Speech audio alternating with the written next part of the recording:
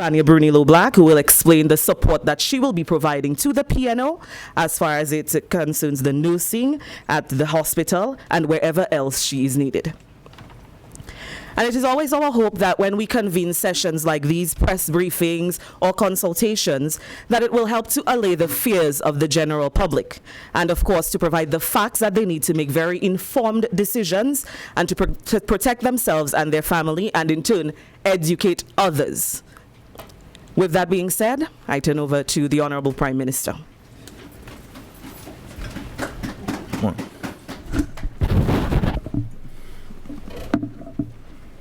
Good morning, everybody. Good morning to the media, and of course to the listening and viewing public.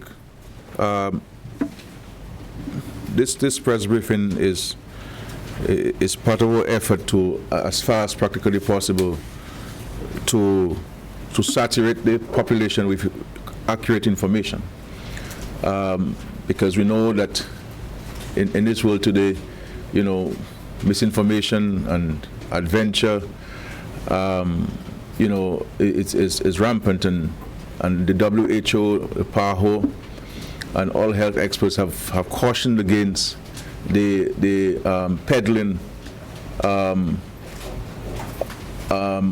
of misinformation, because that in itself can be even more dangerous than the virus that we're confronting. We continued in the state to do all that we can and should do in our preparation for this situation. And every day we are reviewing our plans, reviewing our programs, we're reviewing our systems. There are a number of various committees that have been established. We have the International Health Regulations Committee that is made up largely of the managers of the health system in our country. And then we have an extended IHR committee that involves customs, the port, involves the fire and ambulance services, the various government departments. And we have also established a cabinet subcommittee chaired by myself as Prime Minister and with the Minister of Health as Deputy Chair. And we have also been part of the extended IHR committee. People have been given different roles and responsibilities within the Ministry of Health and wider. I must say that the level of cooperation, collaboration is very high. There's great enthusiasm, there's great commitment by those who are tasked with the various responsibilities, and so that is half of the challenge. And once we are able to address this, you know, now focus all our energies on what we need to do.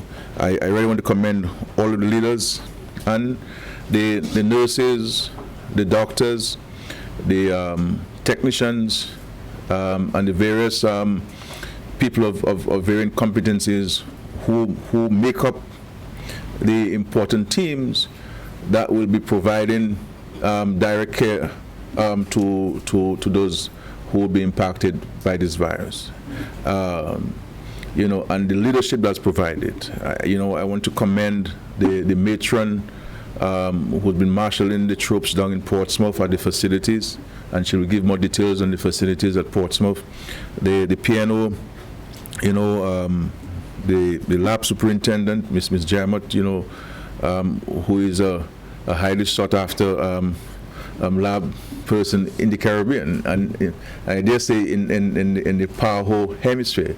Her name is known to everybody in the region, and her level of professionalism and dedication is beyond human comprehension. And of course we have the superintendent, the epidemiologist, Dr. Ahmed. You know, and I want to say this, you know, Dr. Ahmed is from Bangladesh, and he's a Muslim brother as well. And he is here literally at the front line of these efforts. at the front line of these efforts. And he is going beyond the call of duty, beyond his terms of references, to ensure that what we need to do in Dominica, we do it, and we do it in a professional and dedicated manner. And I think we as Dominicans owe him a debt of gratitude. A debt of gratitude, and for me personally, as the Prime Minister, that his efforts certainly has dawned on me, and I use that also as a source of motivation, to see a foreign national, doing everything possible to move us forward. And from the government standpoint, we've been meeting people. Last night I had a meeting at 7 p.m. with a group of consultants.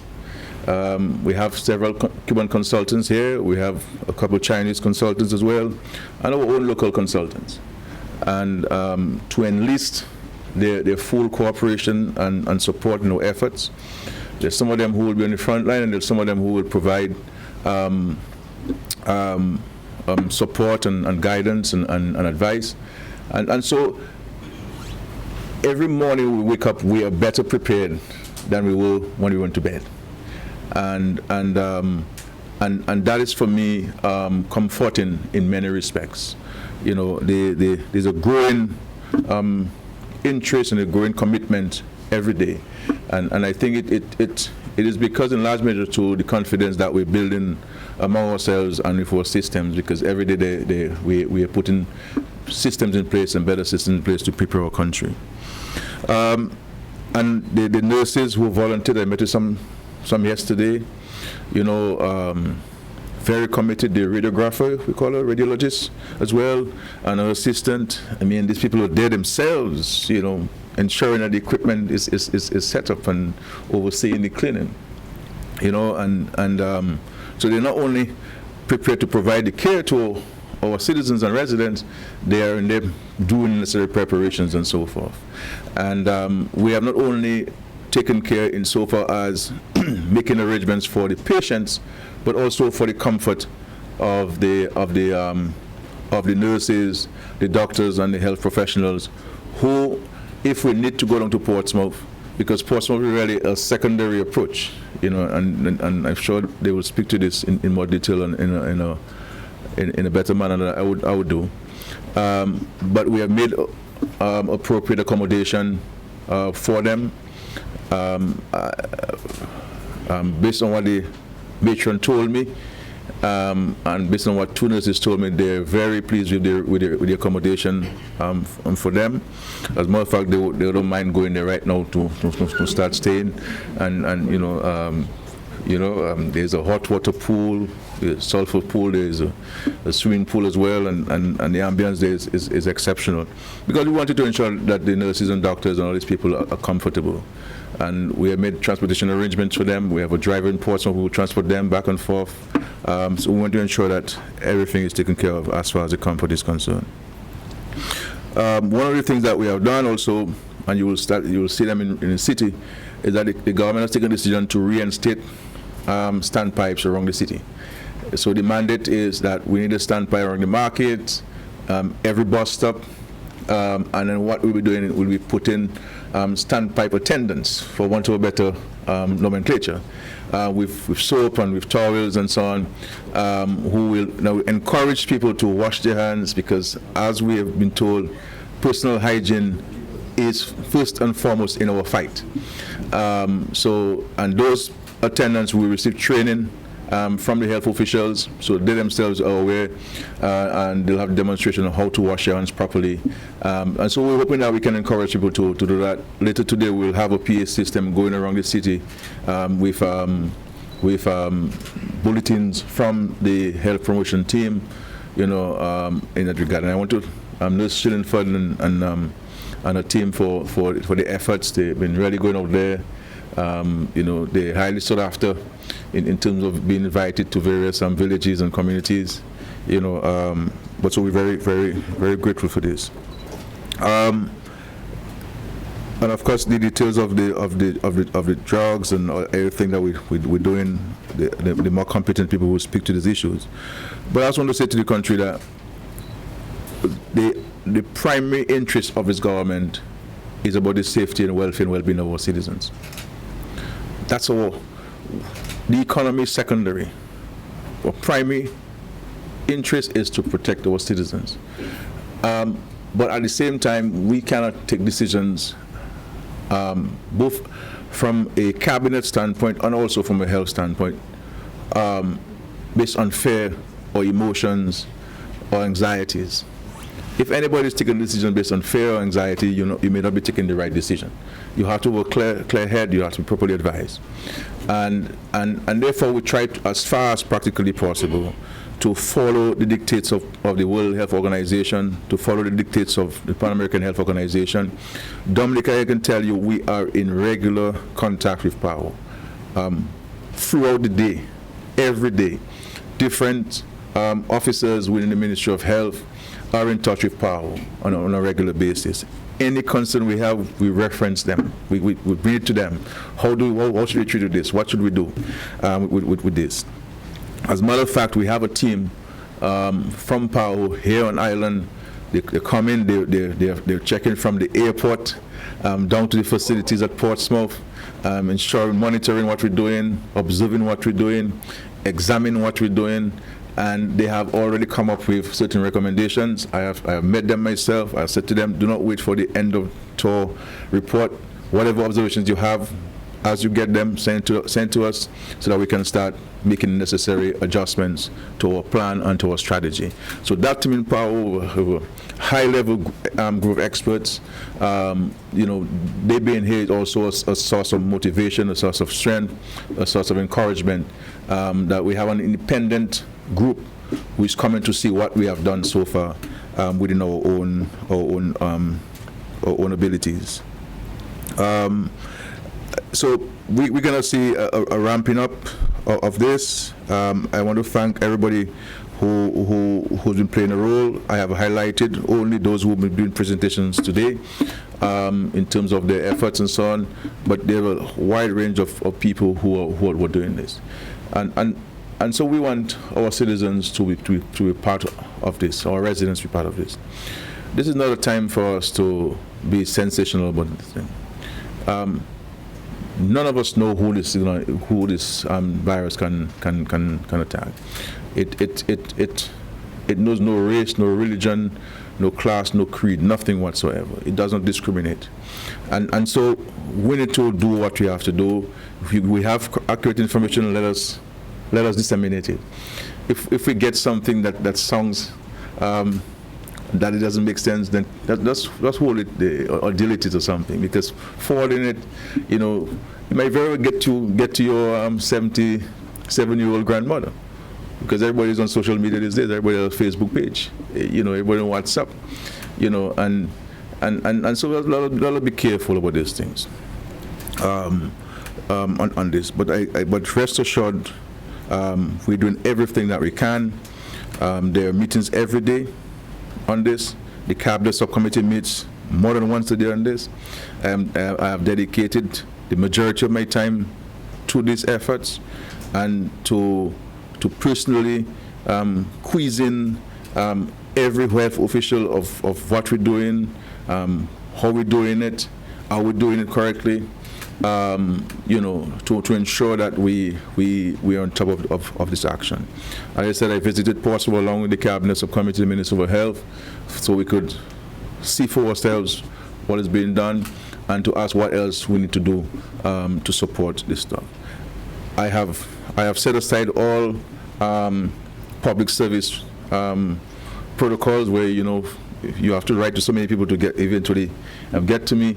People have said, I want people to come to me directly on these issues. I don't want for us to waste time with memos and through this, and the person who has to go through is not at work for today, and if they can't go to the next person.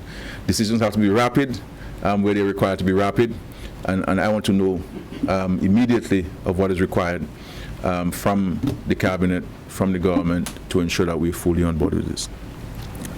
Of course, there'll be discussions, and I'm not referencing it, but not for necessary discussion. There's been discussions about utilizing rapid testing. I have spoken to the health officials. I have said to them, discuss it among yourselves, because we need to be advised on it. I am on standby to order the kits.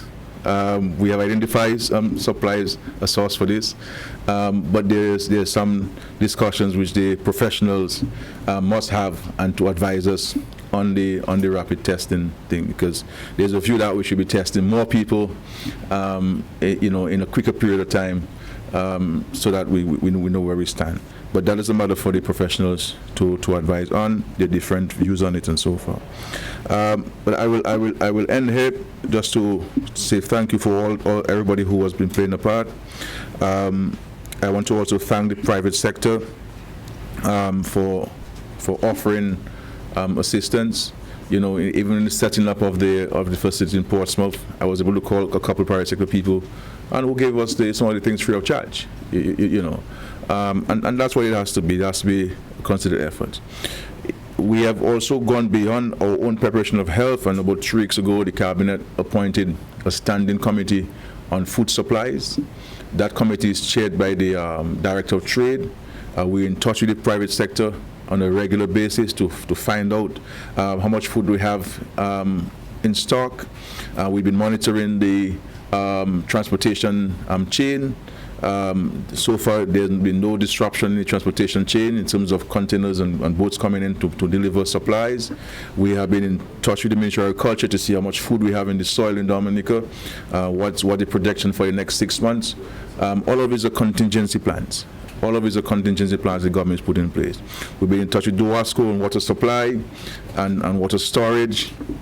So we're not only focusing on the strict health issues, but there are other issues that we are focusing on in this. So we're looking at this thing. There have been suggestions from the public about the closure of schools. I appreciate that suggestion. There are merits to it, but there are also challenges to it. And the question we always to the people that, look, a school is not only a place where you go to learn to read and write, and to do arithmetic. It is also for many children, their attendance is a guarantee for a sure meal. But you also have another challenge. If we send the students home before the Easter vacation, how many families in Dominica are able to provide the home care required for the children while they're at work? And so you send them home, and then they go home, but there's a playing field in the community. And the same 40 students from that primary school who we send home are now playing every day in the playing field. What do you do with this issue? So if every decision you take or every decision you call to be taken, there are other things that have to be considered. And so we have decided to hold back the closure of schools and to use the opportunity of students' attendance at school to educate them, to go through drills of washing their hands and sanitary practices, so that if we have the students going back home and educating their grandparents and their parents and their brothers and sisters, then we can certainly overcome a huge challenge. So, but if the needs arise, then certainly we will take a decision to close schools. But we are mindful of the implications of just closing the schools on the society, on families, on parents, because we don't want to have a situation where a lady with 5 children, all of them are less than 10 years old.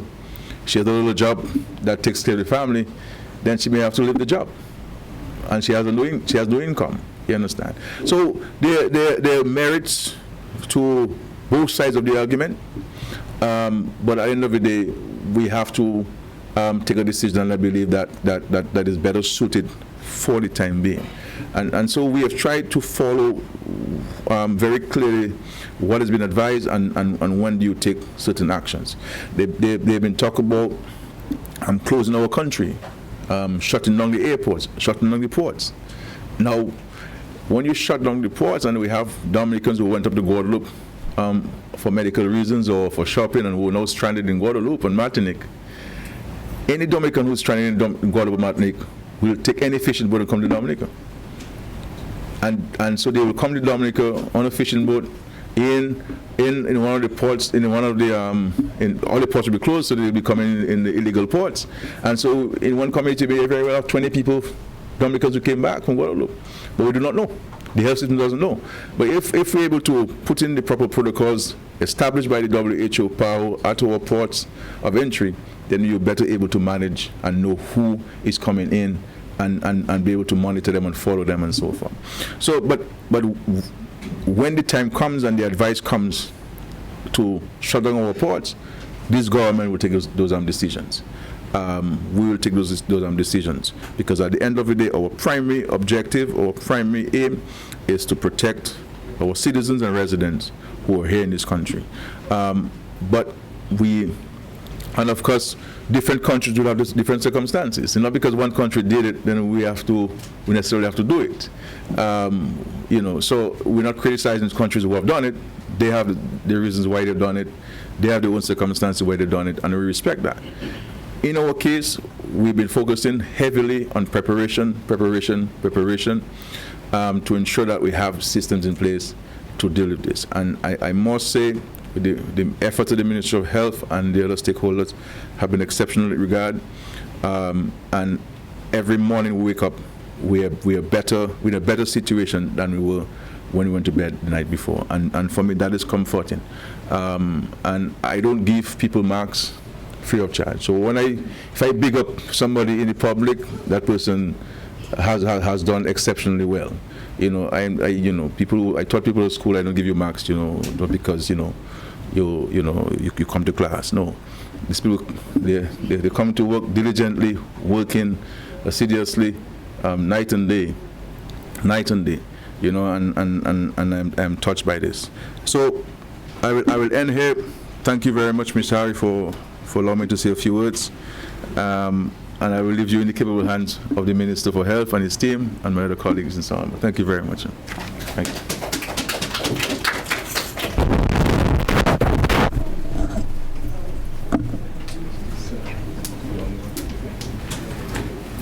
Our thanks, of course, to the Honorable Prime Minister for his opening remarks.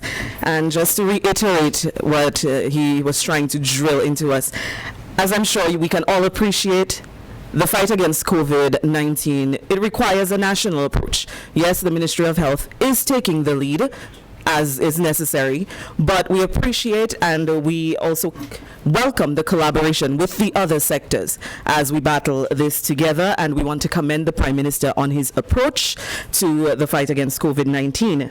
And with that, I'd like to invite the Honourable Minister for the Ministry of Health, Wellness and New Health Investment, Honourable Dr. Irvin McIntyre, for his opening remarks.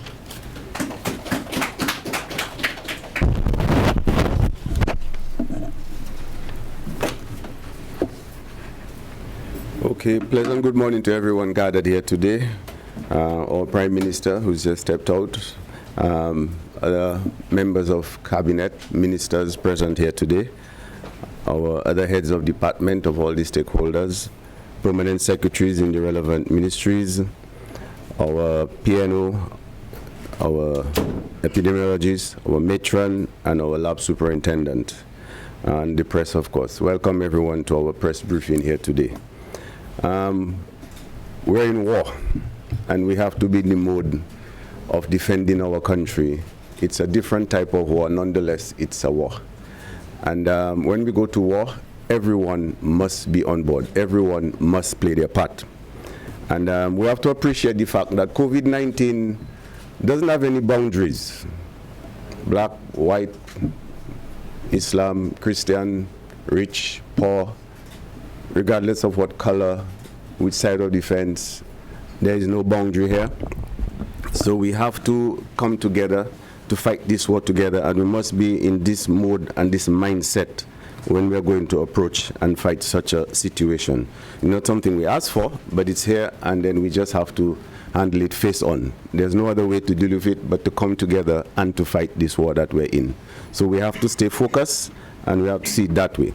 But an integral part of this fight against COVID-19 is information, which is why we're here today. We're here today that we can disseminate the relevant information, the accurate information, and you can hear from our different heads of departments what they're doing, recommendations. And so that way, if we have the accurate information, then we can have a better defense as regards to COVID-19. So, and that is an integral part. This is the risk management part, and we're going to focus very heavily on this. After this press briefing, we'll have other press conferences, and we'll keep coming to you time and time again. You will be hearing us on the radio.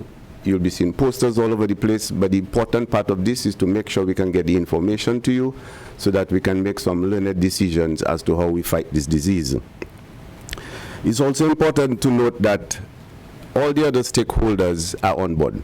But it's not just the customs and immigration and Ministry of Trade and fire and ambulance and the environmental health, but it takes more than this. Even to a certain extent, the other non-government agencies, whether it's the church that can play a part, whether it's the village improvement committees that can play a part, whether it's the other community groups that can play a part, whether it's the sports groups that can play a part. So basically, everyone must come and play their part. For instance, this Sunday, I'll be giving a little talk after church. And there are lots of other groups in the villages that are also organizing different talks. So we can all play a part, as small as it may seem, but when you add it up, it all comes and makes our defense a much better defense.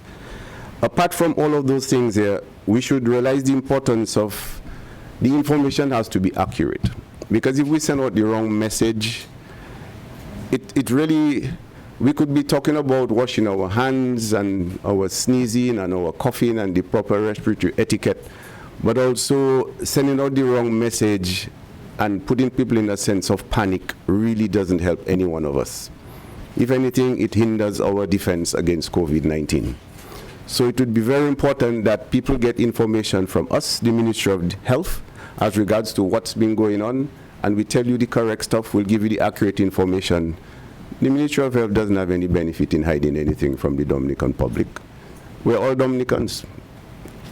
I wouldn't be spared from COVID if it comes here. My family wouldn't be spared.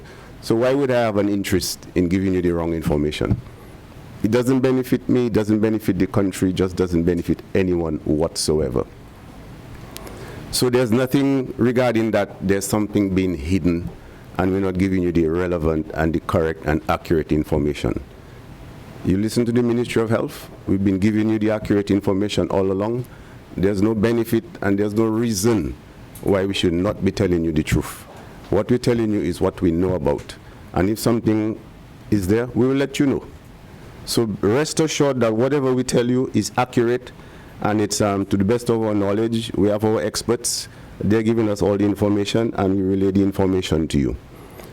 But this is just the beginning of, well, not just the beginning, but this is a continuation of the drive that we're on to educate everyone as to what is happening. And then we can spread the information further on. We don't just keep it to ourselves. We have to propagate the information. So when we give information to you, you let it go to the wider community, so that everybody can be well informed, and that way, I keep stressing, we can have a better defense. There are lots of stuff going on. The other experts will tell you from the relevant departments. And but I just want to let you know that we're going to continue giving you all the information. The information we've been giving you so far has been factual. There's no need for you to panic and think that there's anything being hidden from you. No, we have been very straight up and very accurate with our information.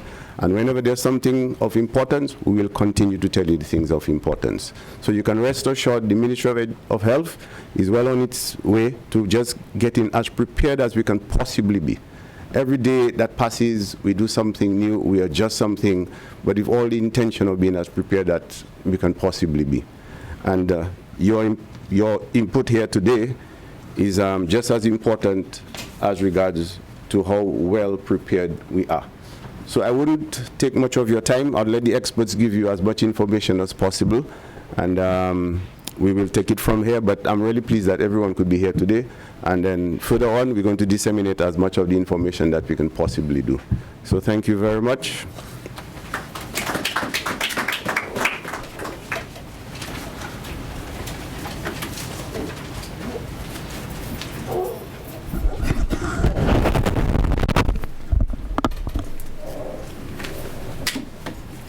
All right, so thanks to Dr. Irving McIntyre for that very short, succinct, but informative address. Of course, before we move on to the presenters, I'd like to take this opportunity on behalf of the staff of the Ministry of Health, Wellness and New Health Investment to thank Dr. McIntyre for how he has empowered his staff thus far. As he said, it is a war, so he's the general and he's leading his army into war, and so far we'd like to really commend him for what he's been doing with the ministry. At this time, I call on Dr. Ahmed. I'm sure many of you have seen Dr. Ahmed or heard Dr. Ahmed. He has been working tirelessly. I'm not sure I've ever heard Dr. Ahmed say no since this battle has begun. So with our first presentation, Dr. Shaludin Ahmed, he of course is the national epidemiologist.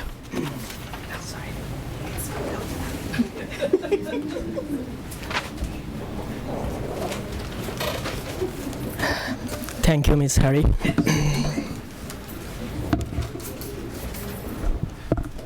I recognize presence of Minister of Health, Wellness and New Investment, Dr. Arvind McIntyre.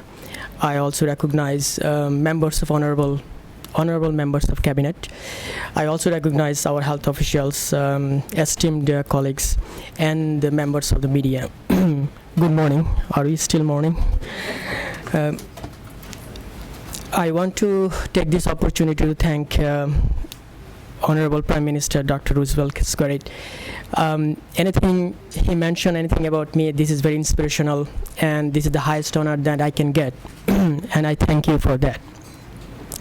I also want to mention something a little bit about, yes, I am from Bangladesh. There is no doubt about it. I cannot change that. But I lived in Dominica more than half of my life. I am married to a Dominican. I have children Dominican. In my heart, I am more than Dominican than anything else. And I take every matter in this country seriously as well, as a Dominican. Now let's get to the meat of the matter today. I want to start with very, very, very good news.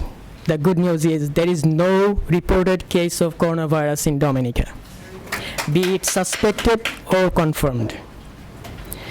Now, I know you all have some questions and issues you would like to know. Now, how do we know there is no confirmed case or reported case or suspected case of coronavirus? And that's where the surveillance come in.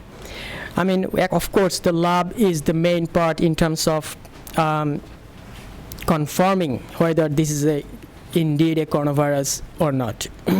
But before we reach the laboratory investigation or surveillance, there are many, many activities take place in order to gather those information.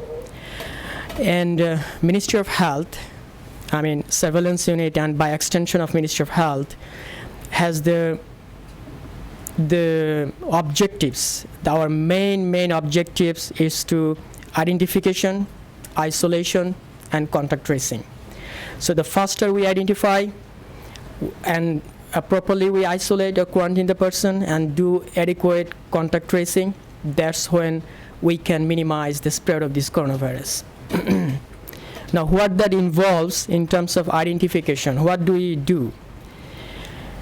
Since the beginning of coronavirus, that's end of January actually, to be honest, that's when WHO declared coronavirus is actually public health emergency of international concern. Since that point on, we have been looking for patient zero. We have been looking for patient zero everywhere, ports of entries, at the hospital, at the facilities, at the hospitals, even in the community level. We all know that this virus is a new virus, so our best bet to start with at the ports of entry. And that's where actually we started our vigorous surveillance procedure at the ports of entry, just to get that patient zero. So thus far we have over 100 passengers coming from hotspot areas. We have screened, quarantined, and follow-up. Of those passengers, 1/3 are Dominican nationals, The rest are non-national. Some are working in Dominica. So that's what we are doing since January, since end of January. And just to tell you, all these cases that we have followed up for over a period of 14 days, and our community health nurses and our environmental health officer, our port health officers, we have not found any signs and symptoms. Those patients, they have not developed any signs and symptoms, those who we have followed up, quarantined. I just want to take this opportunity to thank our port health officer actually there are multiple, who has been or have been into this since the beginning. I just want to say Ms. Clara Charles, Senior Health Officer, who is actually focal point for me to contact and pass on the information, and also the environmental health team. I also thank Inspector Powell. She has been instrumental in terms of providing the information as early as possible, as soon as she receives it, even way far beyond coming into Dominica shore. So going forward, as I mentioned earlier, these cases are followed up for over 14 days. Some may not be every day, but every other day they were followed up as to see what is their health status, if they developed any symptoms or not. And our public health nurses, actually primary healthcare nurses, they had been doing tremendous job despite other priorities that they have to do on daily basis. So thanks goes to all those primary healthcare workers as well. As I mentioned thus far, there has been no symptoms of those cases that we have followed up. There was actually 3 cases, my bad. There were except 3 cases who developed symptoms from those who were followed up. And those were tested and cleared up of COVID-19 virus. That means they're negative. So this is our isolation process, what we have been doing. First of all, we identify the cases, and then we isolate those cases, and then follow up until such point that we see the symptoms or no symptoms within 14 days, or tested due to symptoms and test came positive or negative. At this stage, there is no confirmed case or positive cases of coronavirus. Now, haven't I mentioned those we are checking, or at the ports of entry, we are also picking up cases from the community level. So we are trying to monitor cases, any communities, any of those suspected cases. If we deem appropriate, fits the definition of suspected cases, then we isolate them and then we test them. And this process is ongoing.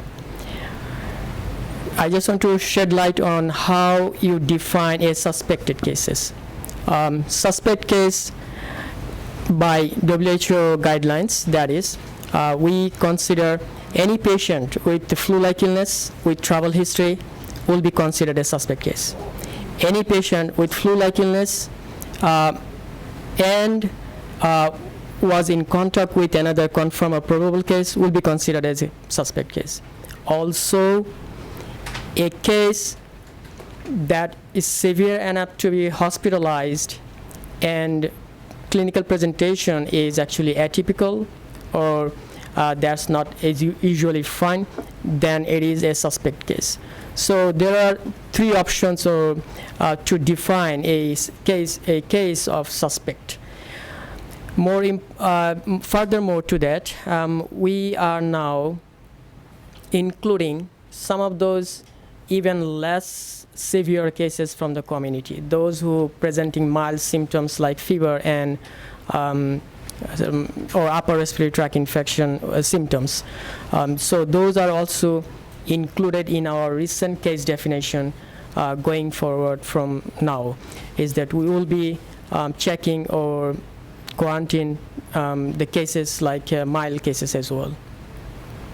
So just to recap, our main objectives of this surveillance to identify early based on all available information of a potential suspect cases, then isolate them then monitor them for signs and symptoms over 14 days of period. If required, we test them. And then there is of course, I just explained the testing criteria. So far we have tested 21 of them from hospital and from the community, and those who we suspect that could be a coronavirus. However, all test results were negative. Now, just to shed light on identification and isolation, the recent study came out, and they have identified that identification and isolation is actually the key to control the spread of this disease.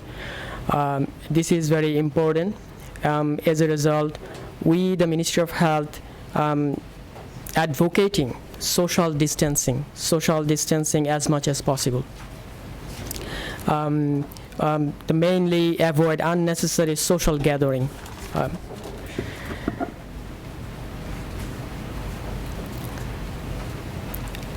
In that regards also, I want to mention about a study model that came out following pandemic influenza H1N1 that is called flattening the curve. Flattening the curve. Yes, we have been discussing in our high-level meetings in terms of how effectively we can do this flattening the curve. So the social distancing is one of the way. As of yesterday, actually, the Director General of WHO, Dr. Tedros, emphasized this model of flattening the curve. So it's very important. Flattening the curve meaning slowing down the infection rate, actually, and that helps the health facility to cope with influx of cases. So this is very important for us. So going forward, we will be emphasizing all those activities in order to bring the curve down and flatten it. Now let's see in terms of the figures, what is happening globally and regionally. I want to start with our neighboring island. Guadeloupe now has confirmed 33 confirmed cases, and all of them are still in isolation under treatment.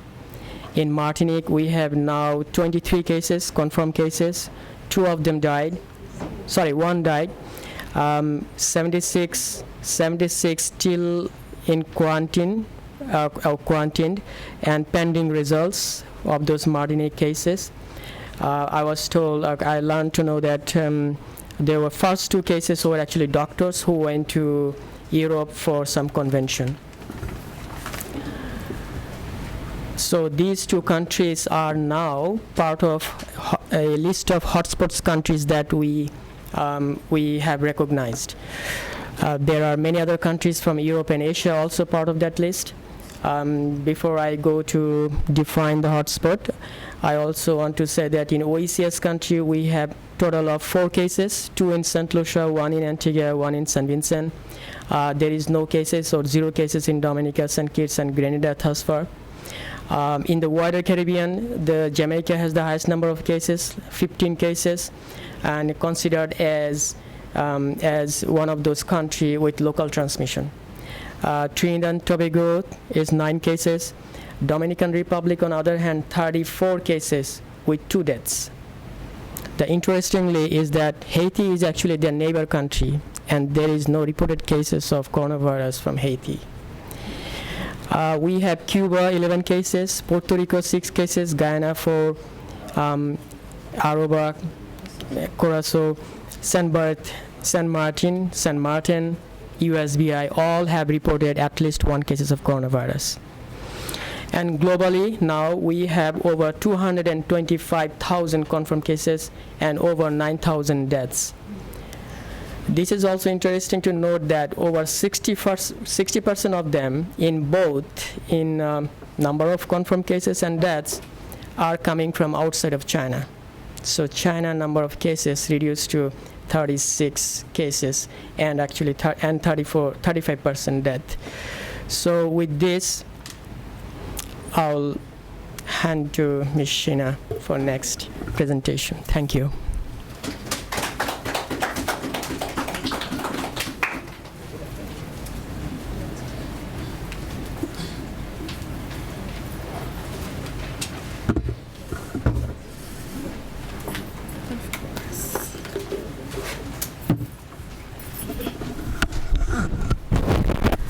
Okay, I hope everyone's paying attention, right? Because I'm sure there'll be quite a few more of these. So if I'm not here, somebody needs to take the responsibility, Mike, because that is what we're practicing now, okay? Our thanks to Dr. Ahmed, very unassuming man, but very knowledgeable man. If you spend enough time with Dr. Ahmed, it will amaze you like it does me every time, just how much information Dr. Ahmed has stored in his brain. Thank you, Dr. Ahmed, for your tireless work.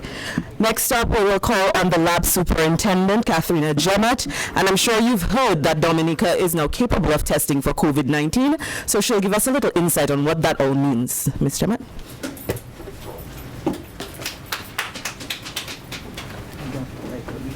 You sure you do have to wipe again? I'll get it for you.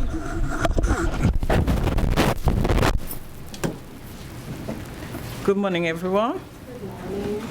I'd like to recognize members of Cabinet, senior officials in public service, and members of the press. As you would have noticed, the lab is in the forefront of this fight. This is not where we want it to be placed, but we are ready to take it on. And so, a lot of persons have been asking what made us so ready. How is it that it is Dominica in the OECS that's able to do coronavirus testing? Why aren't the others ready to test? And I think what made us ready was foresight and an understanding that newly emerging diseases are rapidly becoming the norm in this modern era. With this in mind, during preparations for the construction of the Dominica China Friendship Hospital, we proposed that a molecular unit be part of that facility. And so we got that unit.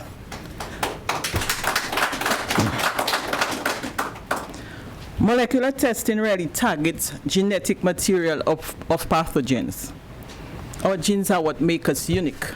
And if we can get to what makes the organism unique, then we are at the top of our game, right? So this is where we are at. We are using molecular testing to identify the virus. In 2019, through collaboration with PAHO and the Ministry of Health, the lab was furnished with a PCR machine. This is the machine that we use for molecular testing. And so it was not for COVID. We were getting ready for emerging diseases. And so we had the capacity in 2019, early in 2019, to be able to do dengue, chikungunya, and Zika. And so when PAHO reached out to us and asked us what capacity did we have, we said we have the machine, we have techs, we need reagents, and we need training. And they were very happy to come on board and provide the reagents and the training. So at this point, we have staff who are competent to test for the coronavirus. In February, from 12th to the 14th of February, Dr. Lionel Gresh from PAHO Washington came in, he did the training. At the end of the training, Technologies was certified competent to test for the virus. We've developed standard operating procedures for collection and transportation of specimen to the laboratory. So by now, most of our healthcare providers will be very aware of how to transport the specimen to the laboratory in a safe manner, so we do not put the person who is transporting the specimen, neither the one who's receiving it, at risk.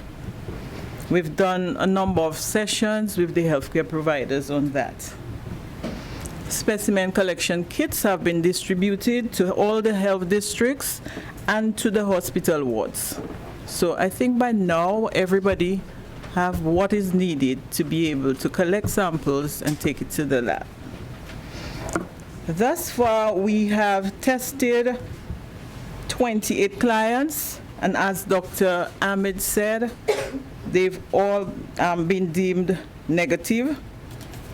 As we say in the laboratory, the specimens, when there was no detection of SARS-CoV-2 in any of the specimens that we received. This is how the reports goes out, right? What do we do for quality assurance? I'm sure you're interested in that. In the lab, quality assurance is a big thing for us. We have to ensure that the results that are going out are quality results. We have to stand by the quality of our results. So as previously mentioned, staff have been deemed competent. Our analyzers are calibrated. We run multiple commercial controls with every test run. There is ongoing real-time collaboration with PAHO virologists. That's the officer who came in to train the techs. And incidentally, he did the training in Jamaica, in Guyana, in Bahamas. And so I think at this point, he may even be fed up of us, because every minute of the day, we are calling him, we're having conversations with him. Up to last night before we sent out the results, I mean, we were on the phone with him. He's looking at the run. It's a real-time procedure. So as the test is being done, you're seeing the computer printout of the graphs coming in. And he's able to look at it, analyze it, validate it, and give us kudos on what we've been doing so far. We're also collaborating with CAFA, so CAFA continue to provide support to us, technical assistance, advice, and so on. As I said before, we observe strict safety precautions at all stages of the process. Our stated turnaround time is 24 hours. And as for now, we can maintain that 24 hours. If we get a boom of cases, I am not too sure about that. But the aim right now is to bring in additional human resource so that we can expand our testing. Okay? Thank you.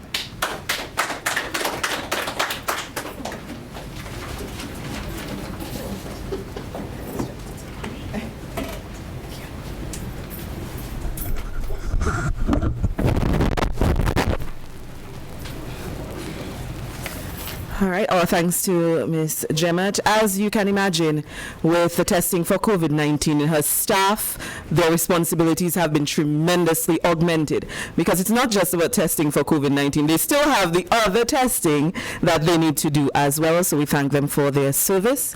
And next up, we'll call on the Principal Nursing Officer, Telia Ravere, and of course the nurses remain the frontliners, the extreme frontliners in every situation. So everyone expresses concerns about them. So she will tell us about the staffing capabilities and the strategies that they have put in place.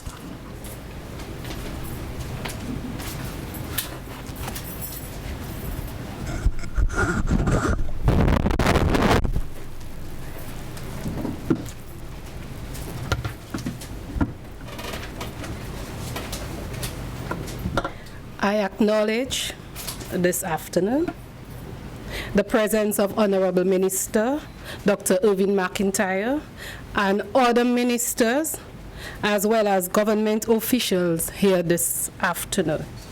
And to you, the listeners, I acknowledge your presence by listening, so therefore I say pleasant good day.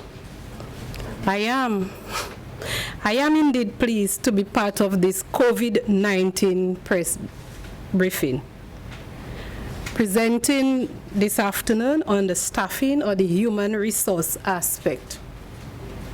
But before I delve into that topic as it relates to staffing, I would really like to take this opportunity to say an earnest thank you to all the Ministry of Health, Wellness, and New Health Investment staff who have volunteered to function when called upon to battle this pandemic. Particularly the nursing personnel team. We are really and truly the largest number of healthcare providers. And I must take this opportunity to say thank you to my motivated administrative team. It is particularly four of us, the nursing, well, I being the chief nursing officer, my other administrative staff, that's the matron, and two other senior public health nurses, This is Nurse Louise and Nurse Alexander. Thank you so very much. To be quite honest, this afternoon, there was fear. It's a new disease. We were hearing outbreaks, we were hearing deaths. There were speculations among the staff at the start of this outbreak.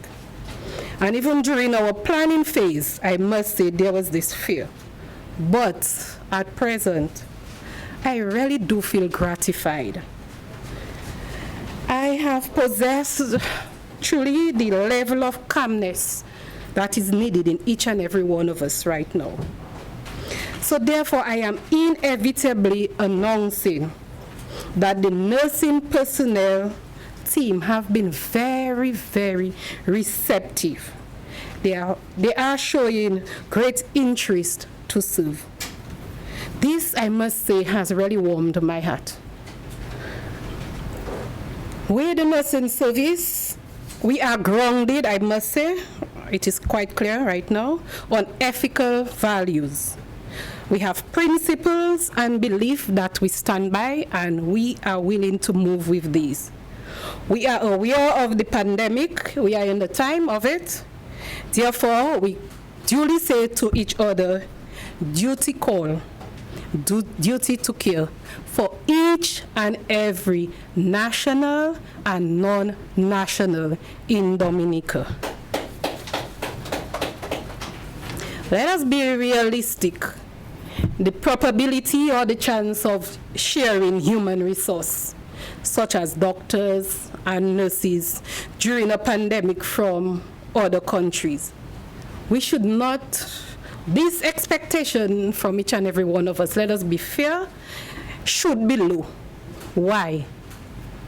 It is clear, because it is a pandemic. The most valued component of any organization is its human resource, right? Meaning that we, the nurses and the doctors, all right? So therefore, we have to keep it in mind that we, within ourselves and what we have within our countries, we have to make the best use of, okay? Because we are not going to look for, we are not going to keep it mindfully that we are going to get help when we ask for immediately. It may take us some form of time. All right, so we believe strongly, if we keep this in mind, we are going to work together with what we have. In spite of shortages, we all know that there is shortages globally as it relates to the nursing service, but yet still with what we have, we are going to make do as much as. So therefore, keeping this in mind, we put the nursing administrative team, we have put together a nursing plan or a plan of action to cover the number of nurses that we have presently. All right? Putting this plan together, we did it in a rational manner. We did it in a practical manner. We assessed what we have. We convened meetings with the staff. We dialogued. We discuss in order, basically what we are saying, what we have, we are going to make the maximum use to be able to have maximum care benefit at the end. Therefore, we have considered and assessed already the level of preparedness of each of our nursing staff and even other staffs, all right? We have conducted numerous or several training sessions. We try, or we keep it as most as having factual information. We want each and every staff member to be singing what we would normally say, singing the same song in church.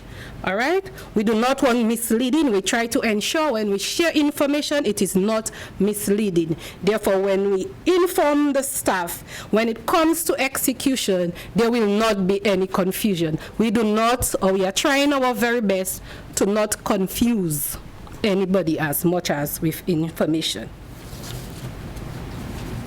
We used our very own facilitators or initiators to assist us. We had help from the infection control officer here, the epidemiologist, Dr. Amid. We also had the health promotion unit, Ms. Shillingford and her team, we also use medical doctors. More so, we are very thankful and grateful that we got help from the Pan American Health Organization, whereby they were very much instrumental in providing support for us in this area. We have also well thought out how we tend to utilize the nurses that we have in terms of the skills mix. There are nurses that are trained in intensive care. These are the persons basically we are going to target as much as well as nurses that are trained in infection control. So therefore, we have created that list, or what we call a bank, nursing bank system, whereby we will draw on or withdraw on based on the needs as situation unfolds. So therefore, based on what we are doing, we are ensuring that persons are competent, persons are qualified, persons have what it takes to really battle this pandemic. We also plan how we are going to deploy the staff. Personally, I will be jealously safeguarding my nursing personnel. So therefore, we won't be deploying randomly. We will do assessment and then we deploy based on needs. For example, we have the Dominica China Friendship Hospital. Presently, it is a 8-bed capacity unit. Therefore, based on assessment, what we have already realized that this unit will need 8 nurses. Again, as I say, we did not develop arbitrary figures because we really want the best. So we realize we need 8 nurses. We identify 8 nurses, meaning that if there is a case right now, we as the nursing service are prepared and ready to serve. All right, so we have these nurses trained and ready. As well as part of the nursing personnel staff, we also have the ward aides. We are not leaving any personnel behind. So we have trained each and every one. There is also, though it's not part of our team as it relates to nursing personnel, but as the head of the nursing service, I look out for my nursing personnel. Therefore, we know that we need the doctors as well. So therefore, I ensure that we have the doctors to support the nurses as much as. And as I am aware, we have a specialist for this 8-bed capacity unit who is trained in ICU and also internal medicine. We also have 3 medical doctors that are planned to execute if we are to open this unit. Importantly too, the Ministry of Health has planned to mobilize the staff as the demand may arrive. For example, what we simply call a surge capacity. We are thinking ahead as well. So therefore, we will be deploying, as I say, as the situation arises. Based on deploying, remember, if we are giving and we are not getting in, there's going to be a period of time where we have to continue to think. And these are some of the things, even as head of the nursing service, I am trying my very best to see how much or where else we can sort. All right, so therefore I have already approached the retired nurses, and I am thankful already for the response. So therefore, the retired nurses that are home, we have already approached them, and they said, yes, I am willing to assist. So therefore, we give them a period as to what they would like to serve. But we recognize they are retired, meaning that they have reached the age of retirement. They are at risk. So therefore, what we are already saying to them, we won't place you or deploy you frontline.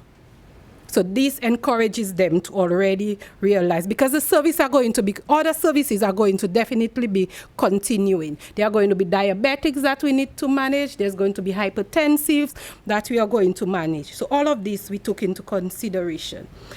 We also have nurses who are qualified and presently are not in the government system. We have also approached them, and they have said, some of them have given their willingness. Looking further ahead, as I say, the earlier we do this, I'm back thinking or the forward thinking, this is going to help us. So therefore, I have already engaged the nursing institutions here in Dominica that are training nurses. I have already asked what level are our staff, our nursing students are at present, if the need arises that we may need support from these nursing students. We took into consideration the working hours for each and every staff to avoid risk and burnout. We have changed or we have rearranged a shift system rather than the 12-hour shift to avoid really, as I said, the burnout. We have created a three different shift system. Therefore, a nurse will most probably work in a unit for about 8 hours rather than 12 hours period. We have ensured that the nurses or the nursing personnel have adequate equipment and supplies. We keep our eye open to ensure we are hearing that items are being ordered in order to support. We have also prepared and still in the process, the psychological needs for this staff.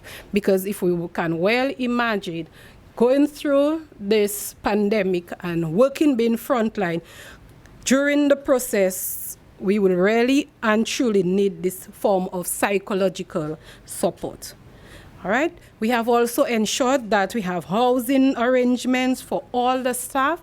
This will eliminate and protect the family members. For example, if a nurse is to work in a unit, there are going to be stipulated periods, as I say, based on how the situation unfolds. Before this nurse, well, there's going to be housing arrangement for this officer. Before this officer goes back to her family, she will be quarantined. So therefore, when she leaves the unit, she lives in a well state. We have also put in place in terms of illness protection or risk protection method for the nurses. So therefore, in closing, my request to each and every healthcare provider, staff from the Ministry of Health, Wellness and New Health Investment, more so the frontline workers, nurses and doctors, I want us to please build or continue to build the confidence within us. We need to recognize our duty to serve in time like this. We have made this ethical commitment when we knew we were going to be a healthcare provider. What matters more to me, and which I deeply think is more actionable as a healthcare provider, I usually echo it and sometimes say it very loud, especially when I meet with the nurses. Let us continue, healthcare workers, to strive to care and treat every human being with respect and virtue during this pandemic. Let us treat others as we would like to be treated at all times during that pandemic. And more so, let us really and truly look out for one another. We are in it together. My appeal to you listeners, we the co-managers in the Ministry of Health, the leaders, the Minister, PS, we need your support and your care as well. We are going to care for you, but we would also like you to care for us. We need you to be solid with us in that fight. We need you to work together with us as much as. Really and truly, as I keep saying, we are in it together. We are there to take the right actions and with much calm. Remember, I use the word calm. I'm not saying relaxed, but a calm approach in order to protect and serve ourselves. Thank you.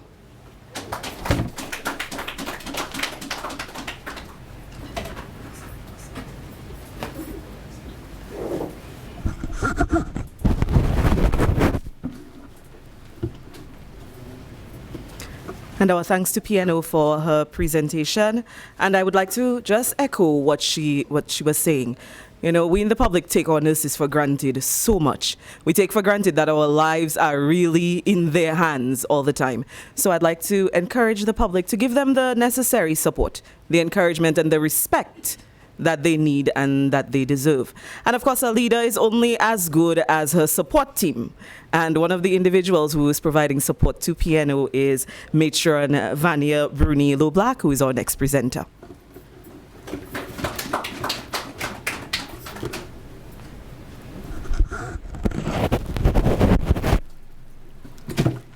Sorry, Matron.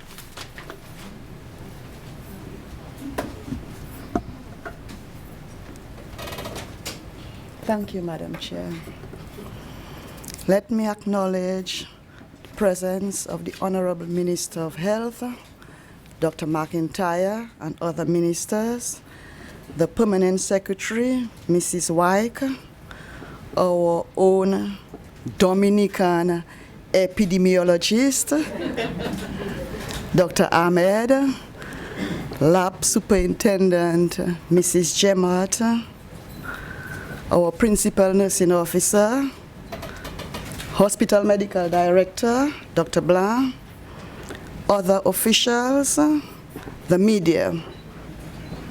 Good afternoon to all of you here in Dominica and overseas. I will start by saying that our initial response to the COVID virus was to find a suitable location for screening and for inpatient admission. That proved to be a great challenge for us at the hospital because, as we are all aware, currently there is construction works going on at the hospital. And I make reference here to phase 2 and 3 of the Dominica China Friendship Hospital. Nevertheless, we were able to find a suitable location that worked for us. It required some retrofitting, and I am happy to report that the retrofitting of the facility is complete and we are good to go. PNO said this facility has the capacity to house 8 patients. There is also another structure adjacent to this facility, and this is meant for screening, triaging of persons reporting with flu-like symptoms. The adjacent building is nearing completion. I was informed this morning that all that is left is a coat of paint, and the inside should be ready. In terms of the pavement, we will require an additional 2 days to complete the pavement. So we are really good to go. COVID-19 is a new infection, and so we have had to plan. We have had to revise our plans frequently. We have had to make necessary adjustments as we went along. As we looked at the magnitude of the transmission of the infection, we were obliged to consider surge capacity. And that is where the St. James building in Portsmouth came about. And so we have identified the St. James building in Picard to house the overflow of persons diagnosed with COVID-19 infections. We are truly blessed to have the facility. I have been there several times, and we are all very happy with the facility. It is spacious. The Minister of Education was there with us yesterday, and my good friend and all of you were here with us. And we truly like the facility. It will work well for us as nurses and doctors, and for the citizens of Dominica as well. It has the capacity to house about 24 patients.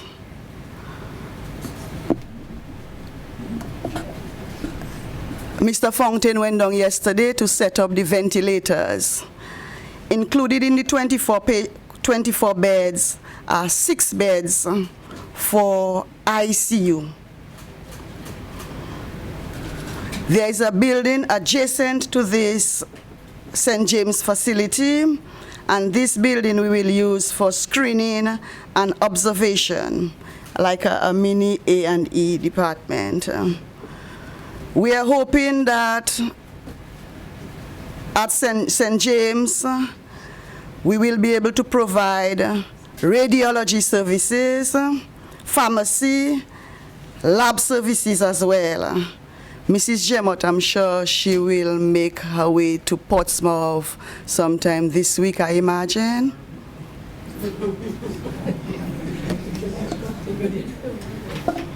So I am more than pleased. I am truly elated for this facility. But more importantly, I am excited. Yes, yes. I need a room there, honestly. I need a room. I am anticipating that once the quarantine period is over, that my nurses are not going to want to come back to me at Dominica China Friendship Hospital. So we're looking for big problems there for me, because the facility is really, really, really very nice. And so I want to thank the government of Dominica for considering the human resource in all of that. They did not only consider the patients, but it is very clear that consideration was given to the staff who will be working and who will be quarantined. Yesterday when I went there, to my surprise, the Prime Minister came in. I had one concern, and it had to do with transportation of the nurses to and from the facility, and I mentioned it to him, and honestly the Prime Minister immediately assigned a vehicle, got a driver right away, once the vehicle insured and licensed today, and all of that happening right away, immediately. And so we feel important, we feel that somebody is looking out for us, and we feel that the government of Dominica is concerned about the welfare of our staff, because like Piano said, the human resource is very, very important. So it's not just about the patients, but it is about the staff. If the staff is happy, then we expect them to give quality care to the patients. So thank you very much. The PM is not there, but I'm sure he might be listening. So special thanks to the Honorable Prime Minister. Well, I'm sure he's listening if I'm live. Thank you, Dr. Johnson. I was encouraged a few days ago when on one day 4 nurses called me to say that they were in this thing. 4 persons said, Sister Bruni, I heard you doing nurses. I want to be part of it. Another one called, I said, I want to be in the first batch. I don't know how she knows about batch. And so she says, I want to be in the first batch. Another supervisor who I felt, I was hesitant to ask her because I know she has her own choice. She says, I am in or I am on board. You know, and another nurse at hospital, I had her name on the list. I'm doubtful about it. I'm contemplating and looking at the whole picture. And so she says, I want to be part of it. So I am encouraged by all of that.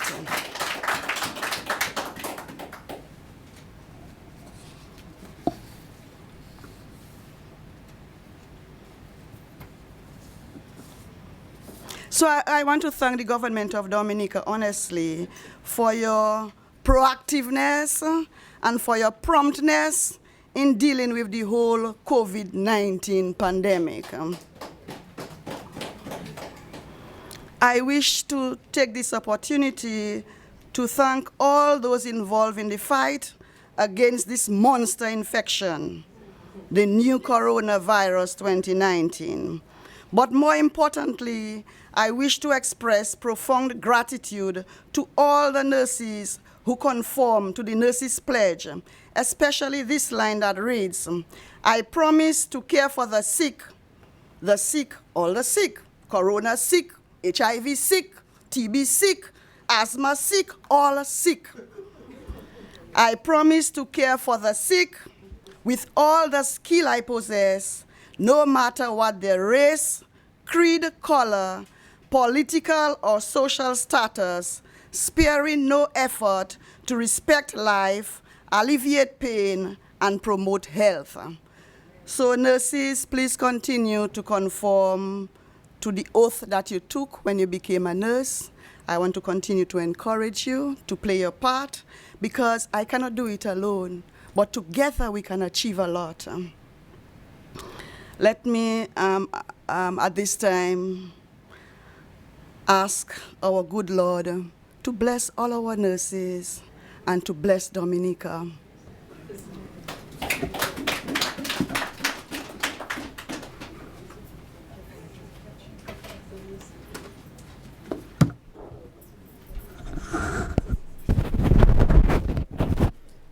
Thank you very much, Matron. And that takes us to the end of today's presentations.